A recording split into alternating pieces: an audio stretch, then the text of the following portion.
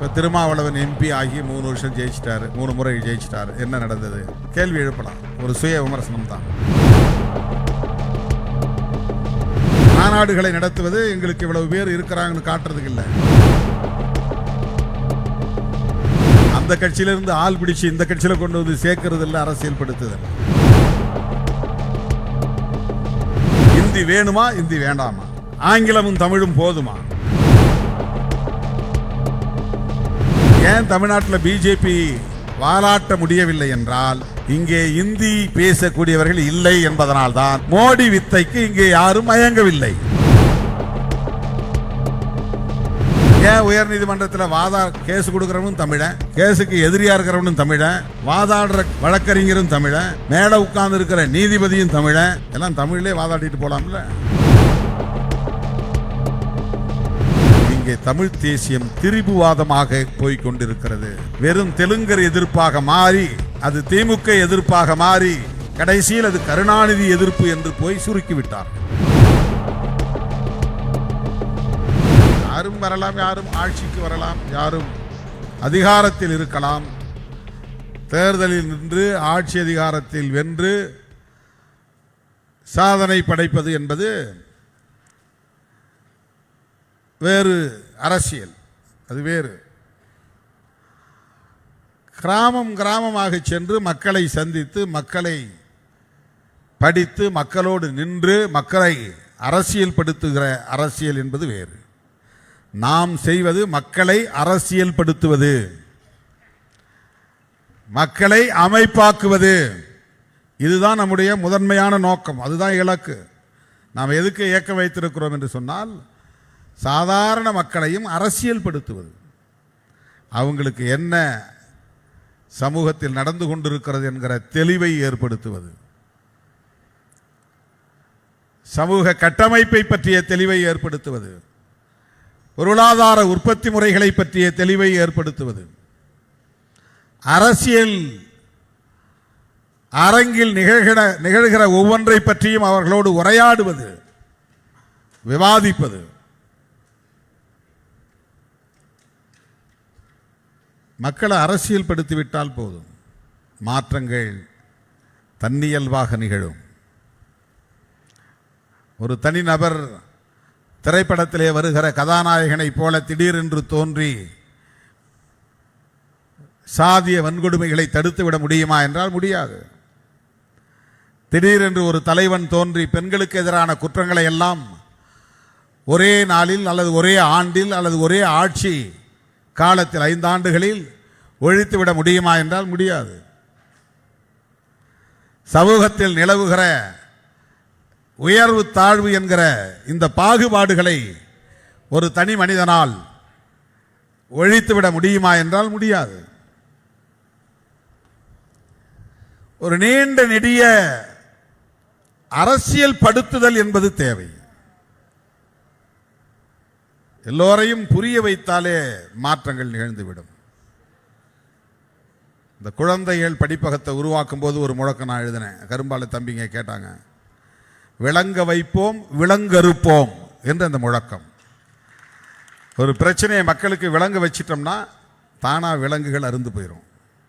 நீ போய் அறம் எடுத்துட்டு போய் அறுக்க வேண்டியதில்லை. யாருடைய கைகளிலும் இருக்கிற விலங்குகளை உடைக்கிற பொறுப்பு எந்த ஒரு தனிநபருக்கும் கிடையாது, அந்த வலிமையும் கிடையாது. மக்கள் சிறைப்பட்டு கிடக்கிறார்கள் என்றால் அதை மக்களால் மட்டும்தான் விடுவிக்க முடியும். அது எப்போது நிகழும் என்றால் மக்களை அரசியல் படுத்துகிற போதுதான் நிகழும். ஆகவேதான் நாம் மாநாடுகளை நடத்தி கொண்டே இருக்கிறோம், பேரணிகளை நடத்தி கொண்டே இருக்கிறோம், முழக்கங்களை முழங்கிக் கொண்டே இருக்கிறோம், அந்த விவாதங்களை தொடர்ந்து கொண்டே இருக்கிறோம்.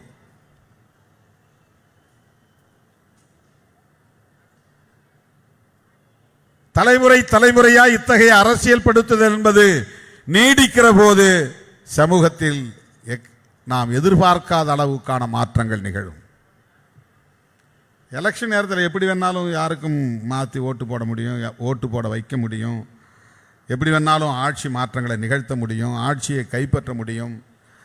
ஆனால் ஓவரால் கூட்டி கழித்து பார்த்தால் சமூகத்தில் எந்த மாற்றங்களும் நிகழ்ந்திருக்காது.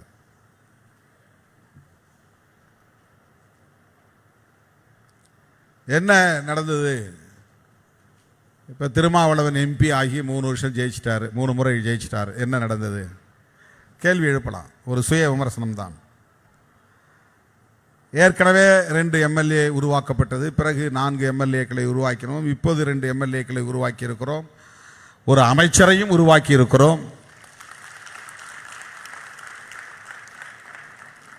ஆக 6-8 சட்டமன்ற உறுப்பினர்களை உருவாக்கி இருக்கிறோம், 2 நாடாளுமன்ற உறுப்பினர்களை உருவாக்கி இருக்கிறோம், துணை மேயர்களை உருவாக்கி இருக்கிறோம், ஒன்றிய பெருந்தலைவர்களை உருவாக்கி இருக்கிறோம், பேரூராட்சி மன்ற தலைவர்களை உருவாக்கி இருக்கிறோம், நிறைய மாமன்ற உறுப்பினர்களை உருவாக்கி இருக்கிறோம். இதெல்லாம் நிகழ்ந்திருக்கின்றன. ஓவரால் ரிசல்ட் என்ன? ஒட்டுமொத்தமான விளைவு என்ன?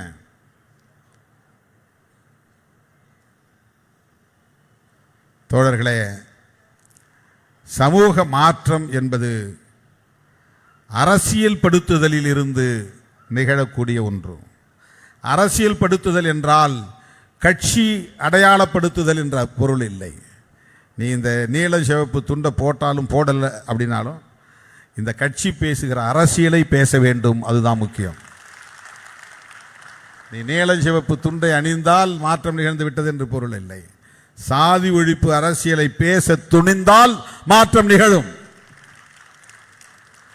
நீ நீலம் சிவப்பு நட்சத்திரம் பொறித்த மஃப்ளரை கழுத்திலே போட்டிருந்தால் மாற்றம் நிகழ்ந்து விடாது. தமிழ் தேசிய அரசியலை பேசுகிற தெளிவிருந்தால், துணிவிருந்தால் மாற்றம் நிகழும். பெண் விடுதலைக்கான அரசியலை விவாதிக்கவும் அதை பரப்பவும் செய்தால் நீ சிறுத்தை தான். அதுக்கு நட்சத்திரம் பொறித்த சட்டையை அணிய வேண்டும் என்று இல்லை, நட்சத்திரம் பொறித்த கொடியை கூரையிலே ஏற்ற வேண்டும் என்று தேவையில்லை, காரிலே பறக்க விட வேண்டும் என்று தேவையில்லை, பாக்கெட்டுக்குள்ளே தலைவரின் படத்தை வைத்துக் கொள்ள வேண்டும் என்று தேவையில்லை. நெஞ்சத்திலே சாதி ஒழிப்பு, தமிழ் தேசியம், பாட்டாளி வர்க்க விடுதலை, மகளிர் விடுதலை, ஏகாதிபத்திய எதிர்ப்பு என்கிற அரசியல் இருக்க வேண்டும். இந்த அரசியல் இருந்தால், இந்த கொள்கை கோட்பாட்டு தெளிவு இருந்தால் நீ சிறுத்தை தான். அதைத்தான் நாம் முன்னின்று எடுத்துச் செல்கிறோம், மக்களிடத்தில் கொண்டு போய் சேர்த்து கொண்டிருக்கிறோம். அதற்கான ஒரு அங்கம்தான் மாநாடுகளை நடத்துவது. மாநாடுகளை நடத்துவது எங்களுக்கு இவ்வளவு பேர் இருக்கிறாங்கன்னு காட்டுறதுக்கு இல்லை. 10,000 பேர் வந்தால் கூட போதும், அல்லது 5,000 பேர் வந்தால் கூட போதும், அது பிரச்சனை கிடையாது. 10 லட்சம் பேர் வந்தாலும் 10,000 பேர் வந்தாலும் இவர்களில் எத்தனை பேர் இந்த இயக்கத்தின் கொள்கைகளை புரிந்து இயங்குகிறார்கள் என்பதுதான் முக்கியம். இந்த கொள்கைகளை, கோட்பாடுகளை எப்படி விவாதிக்கிறார்கள் என்பதுதான் முக்கியம். இதுதான் அரசியல் படுத்துதல். அரசியல் படுத்துதல் என்றால் இதுதான். கட்சியில் 100 பேர் கொண்டு வந்து சேர்க்கறதுக்கு பேரில் அரசியல் படுத்துதல். அந்த கட்சியிலிருந்து ஆள் பிடிச்சு இந்த கட்சியில் கொண்டு வந்து சேர்க்கறது இல்லை அரசியல் படுத்துதல். அரசியல் படுத்துதல் என்பது கொள்கை வழிப்படுத்துதல், கொள்கை வழி அவர்களை இயக்குதல், தெளிவுபடுத்துதல். அதுவே அவர்களை தலைநிமிர வைக்கும், அவர்களை தலைவர்களாக தலைநிமிர வைக்கும், அவர்களை போராளிகளாக பரிணாமம் பெற வைக்கும். போராளிகளை உருவாக்க முடிந்தவர்களால் தான் தலைவர்களை உருவாக்க முடியும். போராளிகள் இல்லாத இயக்கம் தலைவர்களை ஈன்று தராது. அதில் தலைவர்கள் உருவாக மாட்டாங்க. பணம் பண்ணுறதுக்கு ஆள் தெரிஞ்சவங்க இருப்பாங்க, பதவி செய்யறதுக்கு, பதவியை எப்படி பெறுவது என்பதற்கு ஆளுகள் உருவாவார்கள். போராளிகள் உருவாகிற போதுதான், அந்த போராளிகளில் இருந்துதான் தலைவர்கள் உருவாக முடியும்.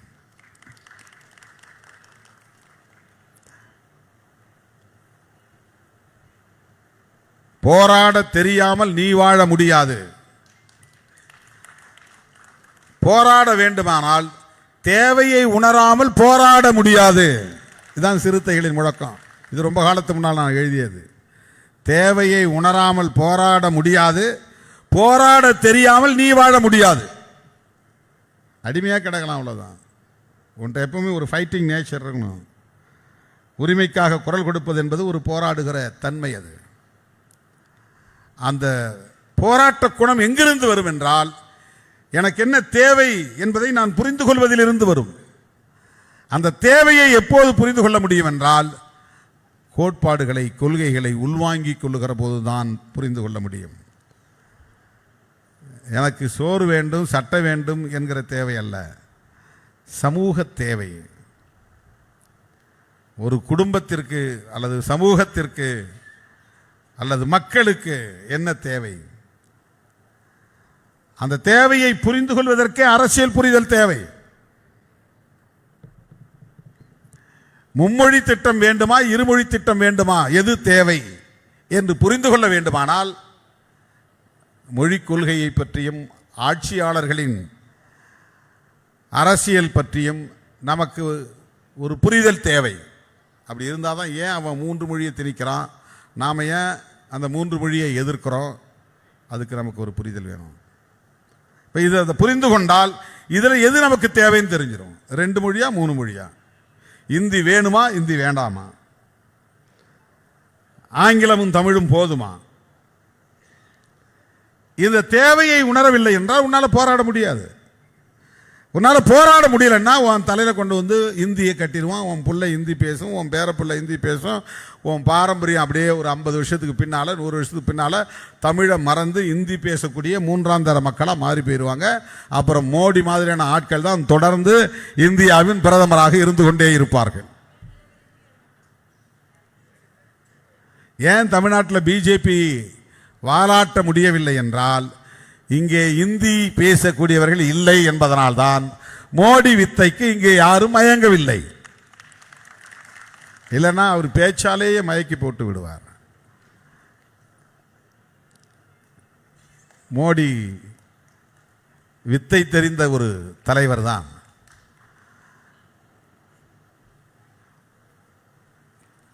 தென் மாநிலங்களில் அவரால் சாதிக்க முடியவில்லை, வெற்றி பெற முடியவில்லை, தமிழ்நாட்டிலே வாலாட்ட முடியவில்லை என்பதற்கு முக்கியமான காரணம், தமிழ்நாட்டில் இந்தியை திணிக்க முடியவில்லை, சமஸ்கிருதத்தை பரப்ப முடியவில்லை. அதனால் அவர்களின் சனாதன அரசியல் இங்கே பெரிதாக எடுபடவில்லை. ஆகவே நம்முடைய முழக்கங்கள் ஒவ்வொன்றும் ஆழமான அரசியல் உள்ளடக்கமாக கொண்டிருக்கும். அந்த அரசியலை உள்ளடக்கமாக கொண்டிருக்கும்.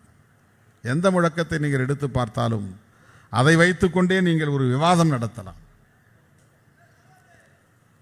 ஆகவே விடுதலை சிறுத்தைகள் கட்சி தமிழ் தேசியம் குறித்து ஏன் பேசுகிறது என்று சொன்னால், தமிழ் மொழி பாதுகாக்கப்பட வேண்டும், தமிழின உரிமைகள் பாதுகாக்கப்பட வேண்டும், இன்னொரு மொழி தமிழ் இனத்தின் மீது திணிக்கப்படக்கூடாது, தமிழ் ஆட்சி மொழி ஆக்கப்பட வேண்டும். உயர் நீதிமன்றத்தில் போய் நீ தமிழில் வாதாட முடியாது. நிறைய வக்கீல் ஏன் டிஸ்ட்ரிக்ட் கோர்ட்டு வராங்கன்னா, இங்கே தான் தமிழில் பேச முடியும், ஹைகோர்ட்டில் தமிழில் பேச முடியாது. அங்கே இங்கிலீஷ் தெரிஞ்சால் தான் பேச முடியும். ஏன் உயர் நீதிமன்றத்தில் கேஸ் கொடுக்குறவனும் தமிழன், கேஸுக்கு எதிரியாக இருக்கிறவனும் தமிழன், வாதாடுற வழக்கறிஞரும் தமிழன், மேலே உட்கார்ந்து இருக்கிற நீதிபதியும் தமிழன், எல்லாம் தமிழிலே வாதாடிட்டு போகலாம்ல, தமிழிலே தீர்ப்பு எழுதலாம்ல. கம்ப்ளைண்ட் கொடுத்தவனுக்கும் புரியாத மொழி இங்கிலீஷ் மொழி, பாதிக்கப்பட்டிருக்கிறவன் எதிரி வாதி பிரதிவாதி அவனுக்கும் இங்கிலீஷ் புரியாது. வக்கீலும் ஜட்ஜு மட்டும் இங்கிலீஷில் பேசிகிட்டு இருப்பாங்க. தீர்ப்பு வந்தவனே என்னப்பா ஆச்சு, இல்லைப்பா உனக்கு ஆதரவாக இல்லை, சாதகமாக இல்லை, அது மட்டும்தான் இவனுக்கு தெரியும். அங்கே என்ன நாம் சொன்னபடி நம்ம வக்கீல் வாதாடினாரா இல்லையானே இவனுக்கு தெரியாது. வக்கீல் கோட்டை விட்டாங்கிறதே இவனுக்கு தெரியாது. ஏன்னா அவங்க இங்கிலீஷில் ஏதோ பேசிகிட்டு இருக்கிறான். தமிழில் பேசினா இவனே அடி எடுத்து கொடுப்பான். ஐயோ அப்படி பேசாதையா, இப்படி பேசியா, நான் சொன்ன பாயிண்ட் இந்த பாயிண்ட்டு, நீ இந்த மாதிரி பேசு நான் சொன்னது வேற, நீ பேசுறது வேற. தமிழில் பேசினா தெரிஞ்சிடும். வக்கீல் வாதாடும் போதே தமிழில் வாதாடினார்னா கிளைண்ட்டுக்கு தெரிஞ்சிடும், கட்சிக்காரனுக்கு இவர் சரியாக பேசுகிறாரா இல்லையா, கேஸை படிச்சுட்டு வந்து பேசுகிறாரா இல்லையா, சும்மா வந்து இங்கே ஒப்பேத்துறாரா இல்லையா தெரிஞ்சிடும். இங்கிலீஷுக்கே இந்த நிலைனா அவன் எல்லாத்தையும் இந்தியா மாற்றணும்னு நினைக்கிறான். யோசிச்சு பாருங்க. எனவே இந்தி திணிப்பை எதிர்க்கிறோம். தமிழ் தேசியத்தில் அது ஒரு கூறு. இருமொழி போதும் என்கிறோம். தமிழ் தேசியத்தில் அது ஒரு கூறு. எந்த மொழியையும் நாங்கள் வெறுக்கவில்லை. ஆனால் எங்கள் மொழியை நாங்கள் அழிப்பதற்கு இடம் கொடுக்க மாட்டோம். தமிழ் தேசியத்தில் இது ஒரு கூறு. பிற மொழி பேசுகிறவர்கள் எங்களுக்கு எதிரி இல்லை. பிற மொழி பேசக்கூடிய மக்கள் மீது எங்களுக்கு வெறுப்பு இல்லை. தேசிய இனங்களுக்கு இடையிலே ஐக்கியம் வேண்டும், ஒற்றுமை வேண்டும். இது தமிழ் தேசியத்தின் ஒரு கூறு. ஆனால் இங்கே சிலர் தமிழ் தேசியம் பேசுகிறோம் என்கிற பெயரால் தெலுங்கன், கன்னடன், மலையாளி என்று பிற மொழி வெறுப்பை விதைக்கிறார்கள். விடுதலை சிறுத்தைகள் ஏன் தமிழ் தேசிய எழுச்சி மாநாடு நடத்த வேண்டிய ஒரு தேவைக்கு தள்ளப்பட்டிருக்கிறது என்றால், இங்கே தமிழ் தேசியம் திரிபுவாதமாக போய்கொண்டிருக்கிறது. வெறும் தெலுங்கர் எதிர்ப்பாக மாறி, அது திமுக எதிர்ப்பாக மாறி, கடைசியில் அது கருணாநிதி எதிர்ப்பு என்று போய் சுருக்கிவிட்டார்கள். அது நமக்கு பிரச்சனை இல்லை. ஆனால் தமிழ் தேசியம் எப்படி திரிபுவாதமாக மாறுகிறது?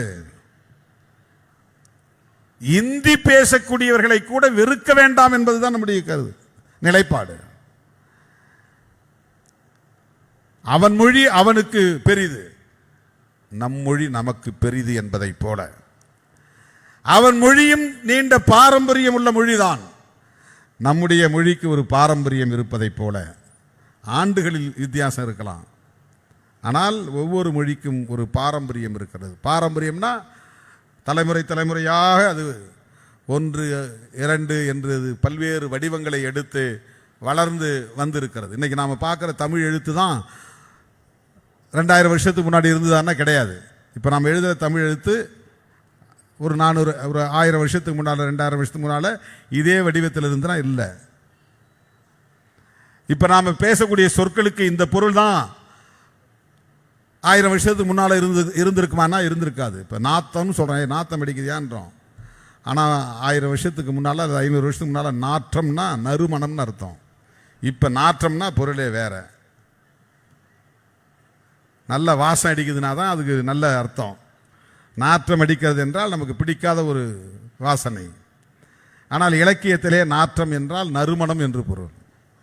சொல்லுக்கே நிறைய சொல்லுக்கே பொருள் எல்லாம் மாறி இருக்கிறது. எழுத்து வடிவங்கள் மாறி இருக்கிறது, உச்சரிப்புகள் மாறி இருக்கிறது, பிறமொழி கலர்ந்து பல புதிய சொற்கள் உருவாகி இருக்கின்றன. தமிழே அல்லாத பல சொற்கள் தமிழாக மாற்றப்பட்டு இருக்கின்றன. தமிழ் உச்சரிப்பு வடிவத்திற்கு மாற்றப்பட்டிருக்கின்றன. தேசம் என்பது கூட தமிழ் கிடையாது, அது வடமொழி தான். வடமொழினா வட இந்திய மொழின்னு அர்த்தம். தென்மொழினா தென்னிந்திய மொழி. தென் மொழிகளுள் தமிழ் ஒரு மொழி. தேன்மொழி அல்ல, தென்மொழி. தென் என்றால் தெற்கு. அதை வடக்க இருக்க தக்ஷணான்னு சொல்லுவான். தட்சிணாமூர்த்தின்னா தெற்கே இருக்கிற கடவுள்னு அர்த்தம். தெற்கே உள்ள கடவுள். தென்னவன் அப்படின்னு சொல்றாங்க இல்லையா, தட்சிணாமூர்த்திக்கு தமிழில் தென்னவன், தென் இளவன். அது வடமொழியில் தட்சிணாமூர்த்தி. தேஷ் அப்படிங்கிறது வடமொழி. அதை தேஷ் அப்படிங்கிறத தேசம் அப்படின்னு நாம தமிழா மாத்திக்கிட்டோம். ஆனால் அது தமிழ் சொல் கிடையாது. தேசியம் என்பதும் தமிழ் சொல் கிடையாது. தூய தமிழ் பேச வேண்டும் என்று சொல்லுகிறவர்கள் இந்த தமிழ் தேசியம் என்பதற்கு ஒரு தமிழ் சொல்லை இன்னும் கண்டுபிடிக்க முடியல. தேசம் என்பதற்கு நாடு என்றுதான் பொருள். இப்ப தேசம் என்பதிலிருந்து தேசியம் என்றால் நாடு என்பதிலிருந்து நாட்டியம் அப்படின்னு வரணும். நாட்டியம்னா வேற மாதிரி ஆயிரும், டான்ஸ் ஆயிரும். பரதநாட்டியம், நாட்டினவாதம் அப்படின்னு சொல்லலாம். வாதம் என்பதும் தமிழ் சொல் இல்லை, விவாதம் என்பதும் தமிழ் சொல் இல்லை. எவ்வளவு சொற்கள் நம்முடைய மொழியில கலந்திருக்கு பாருங்க. ஏன்னா ஆட்சி செய்யக்கூடிய இன்னொரு மொழியை பேசக்கூடியவனாக இருந்தால் அவன் மொழி ஆளப்படுகிற மக்கள் மீது புழக்கத்துக்கு வந்துடும். வேற வழி இல்லாமல் அதுதான் புழக்கத்துக்கு வந்துடும். நிறைய சொற்கள் உருது மொழி. முகலாயர்கள் இந்த நாட்டை ஆண்ட நேரத்தில் அவர்கள் கையாண்ட பல சொற்கள் அப்படியே தமிழ் மாதிரி ஆயிடுச்சு. எக்கச்சக்கமான சொற்கள் அப்படி இருக்கு. நாம தமிழ் நினைச்சிட்டு இருக்கிற பல சொற்கள் தமிழே இல்லை.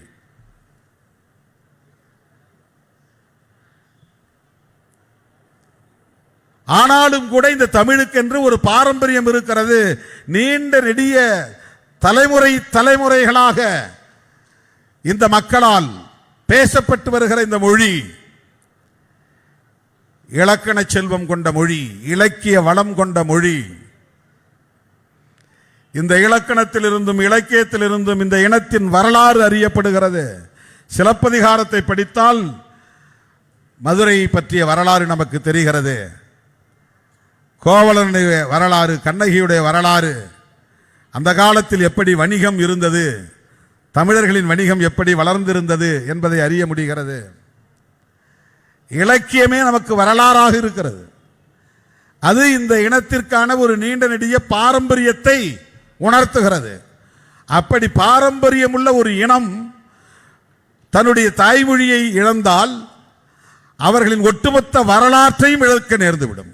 இங்கே தாய்மொழி இல்லைன்னாக்கா இந்த இலக்கியம் இல்லாமல் போயிடும், இந்த செல்வங்கள் இல்லாமல் போயிடும், இந்த கல்வெட்டுகள் பயன்படாது, இந்த செப்பேடுகள் பயன்படாது, அதெல்லாம் குப்பையாக போயிடும். அப்போ அந்த இனத்துக்குன்னு ஒரு பெருமை இருக்காது. மூணாந்தர மக்களாக நாலாந்தர மக்களாக மாற்றப்பட்டு விடும். ஏன்னா தொடர்ந்து இந்தி பேசிட்டு வர்றவனுடைய ஆதிக்கம் வளர்ந்துடும். இந்த தலைமுறையிலேருந்து நீ இந்தி கற்று, உன் பிள்ளை இந்தி கற்று, உன் பேரப்பிள்ளை இந்தியை கற்று, அதுக்கு பின்னால் வர்றவன் இந்தியை கற்று, அது இன்னும் பல தலைமுறைகளுக்கு பின்னால் அவன் முழு இந்தி வாழாவாக மாறுவான். அப்போ இவனுக்கு என்ன பாரம்பரியம் ஆயிரும்னா இந்தி சமூகத்தினுடைய வரலாறு தான் இவனுடைய பாரம்பரியமாக மாறி போயிடும். இப்போ இவன் மூன்றாம் தர குடிமகனாக மாறிவிடுவான். ஆகவே ஒரு மொழியை காப்பது என்றால் அந்த இனத்தின் வரலாற்றை காப்பது என்று பொருள். ஒரு இனத்தின் வரலாற்றை காப்பாற்றுகிறோம் என்றால் நமக்கு உளவியல் ரீதியான ஒரு தெம்பு, ஒரு வீரியம் கிடைக்கும், தலை நிமிர்வு கிடைக்கும். இது எல்லா மொழிகளுக்கும் இருக்கிறது, எல்லா மொழியை பேசக்கூடிய மக்களுக்கும் இருக்கிறது. ஒவ்வொரு மாநிலத்திலும் வெவ்வேறு மொழி பேசக்கூடிய மக்கள் இருப்பார்கள். அதனால் அந்த மக்கள் அந்த மாநிலத்தில் இரண்டாம் தர குடிமக்கள் ஆகிவிட முடியாது. வெறுப்புக்கு ஆளாகக்கூடிய அரசியலை நாம் முன்னெடுக்க முடியாது. இப்போ மகாராஷ்டிராவில் தமிழ் பேசுகிறவங்க சிறுபான்மை, ஆந்திராவில் தமிழ் பேசக்கூடியவர்கள் சிறுபான்மை, கர்நாடகாவில் தமிழ் பேசக்கூடியவர்கள் சிறுபான்மை. இப்போ தமிழ்நாட்டுக்குள்ள தெலுங்கு பேசக்கூடியவர்கள், கன்னடம் பேசக்கூடியவர்கள்லாம் நீங்கள் ஆட்சிக்கு வரக்கூடாது, நீங்கள் அதிகாரத்திற்கு வரக்கூடாது என்று அவர்களுக்கு எதிரான வெறுப்பு அரசியலை பேசினால் பிற மாநிலங்களில் வாழக்கூடிய தமிழர்களின் பாதுகாப்பு என்ன ஆகும்? யோசித்து பார்க்க வேண்டும்.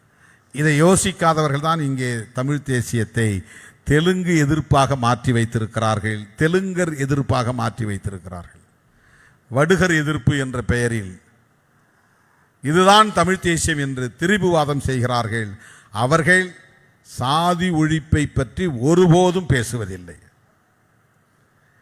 ஆகவே நாம் பேசுகிற தமிழ் தேசியம் என்ன? நாம் பேசுகிற தமிழ் தேசியம் அரசமைப்பு சட்டத்திற்கு உட்பட்ட ஒரு மாநிலமாக தமிழ்நாடு மாநிலத்தை ஏற்கிறோம். தமிழ்நாடு மாநிலத்தில் மொழியும் இனமும் பாதுகாப்பாக இருக்க வேண்டும். அதன் மீது எந்த ஆதிக்கமும் செலுத்தக்கூடாது. அந்த மொழி உரிமைகளையும் இன உரிமைகளையும் பாதுகாத்திட வேண்டும். அந்த மக்களுக்கான மாநில அரசு சுதந்திரமாக இயங்க வேண்டும். மத்தியில் இருக்கிற ஒன்றிய அரசுக்கு இது அடிமை அரசு அல்ல, இது சுதந்திரமாக இயங்க வேண்டும். இந்த அரசியலை நாம் ஒரு சொல்லில் அழைக்கலாம், அதுதான் மாநில சுயாட்சி.